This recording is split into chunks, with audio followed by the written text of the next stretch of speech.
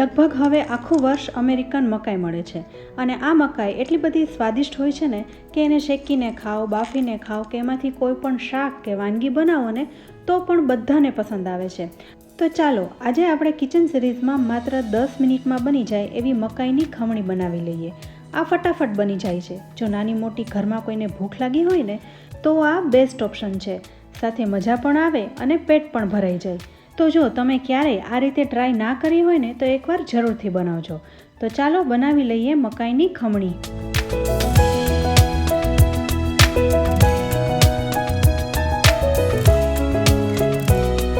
અહીં મેં 2 અમેરિકન મકાઈ લીધી છે. આ મકાઈ એકદમ તાજી છે.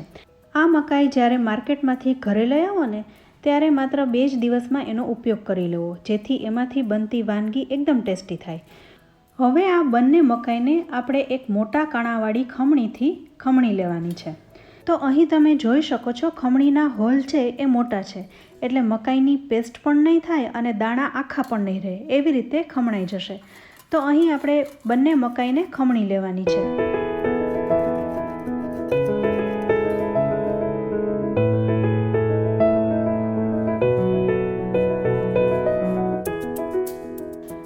આ મકાઈ તાજી હોવાથી પાણીનો ભાગ વધારે છે, સાથે મીઠી પણ એટલી છે.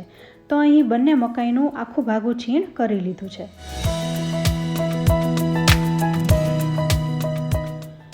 હવે એક પેન ગેસ ઉપર ગરમ કરવા મૂકવાનું છે. એમાં 2 ચમચી જેવું તેલ ઉમેરીશું.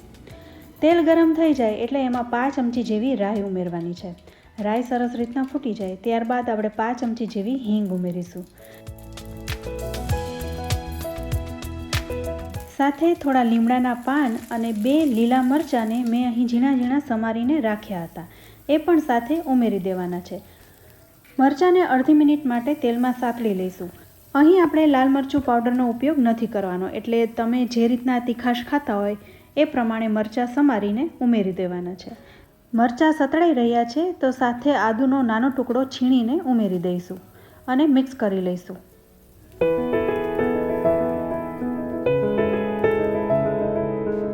હવે ખમણીમાં એક નટ્ટી ફ્લેવર આવે એના માટે 1 ચમચી જેવા તલ ઉમેરીશું.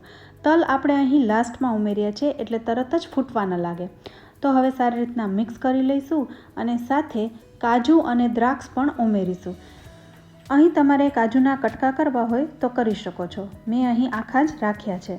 તો 2 ચમચી જેવા કાજુ અને 2 ચમચી જેવી દ્રાક્ષ ઉમેરી દઈશું. હવે બધું સારી રીતના મિક્સ કરી લઈશું. કાજુ થોડા આછા ગુલાબી રંગના થાય ત્યાં સુધી શેકી લઈશું. તો અડધી મિનિટમાં કાજુ એકદમ સારી રીતના શેકાઈ જશે.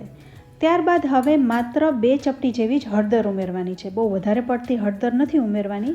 થોડો એવો લાઇટ યલો કલર આવે એટલી જ હળદર ઉમેરી બધું મિક્સ કરી લઈશું. ત્યારબાદ તરત જ મકાઈ ઉમેરી દેવાની છે.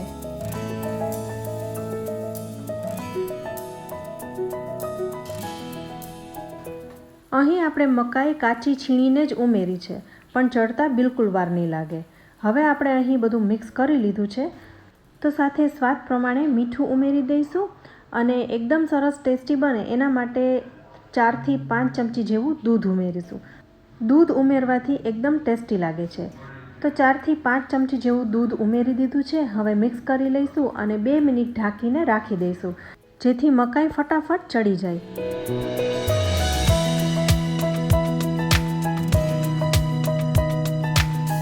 હવે 2 મિનિટ પછી ઢાંકણ ખોલીને જોઈશું તો મકાઈ એકદમ સરસ રીતના ચડી ગઈ છે. તો ગેસ બંધ કરી દઈશું અને ગરમા ગરમ ડીશમાં સર્વ કરીશું. સાથે કોથમરી, ઝીણી સેવ અને દાડમથી ગાર્નિશ કરીશું. સાથે આપણે ઉમેરેલા કાજુ, દ્રાક્ષ અને તલથી આ ખમણીનો સ્વાદ એકદમ ટેસ્ટી લાગે છે. તો ફ્રેન્ડ્સ, તમને આજની આ રેસીપી કેવી લાગી? ક્યારેય ના બનાવી હોય ને તો એકવાર આ રીતે જરૂરથી બનાવજો. રેસીપી સારી લાગે તો વિડીયોને લાઇક અને શેર કરજો.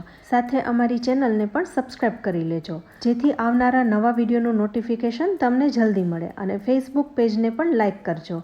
તો ફરી મળીશું આવી જ એક નવી રેસીપી સાથે. ત્યાં સુધી આવજો.